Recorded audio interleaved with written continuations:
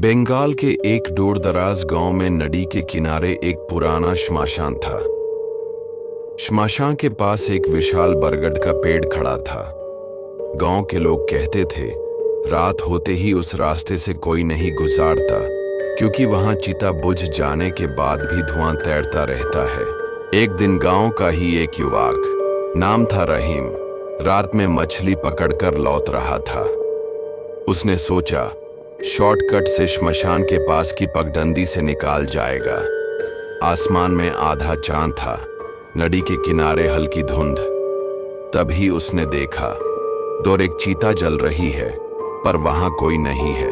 वो आश्चर्य से रुक गया, आंखें मल कर फिर देखा, चीता गायब थी, लेकिन सैफ धुआं उड़ते उड़ते बरगद की डाल पर जमने लगा।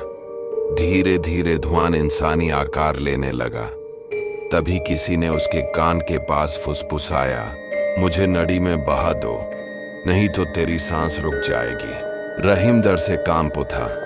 अचानक उसने देखा कि उसके पैरों को कीचड़ नहीं, बल्कि किसी इंसान के हाथ ने कसकर पकड़ लिया है। वो किसी तरह भागते भागते गांव पहुंच गया।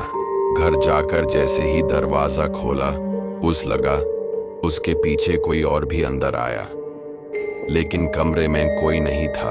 उसके बाद से रहीम अक्सर रात में नींद में उठकर नदी की ओर चल देता। आंखें आधी खोली और होंठों पर बस वही शब्द, मुझे नदी में बहा दो। गांव के लोग कहते हैं, उस श्मशान में एक अद्भुत दुष्ट आत्मा का वास है, जो इंसानों के शरीर में घुसकर अपनी अधूरी अंत्येष्टि पूरी कराना चाहता है।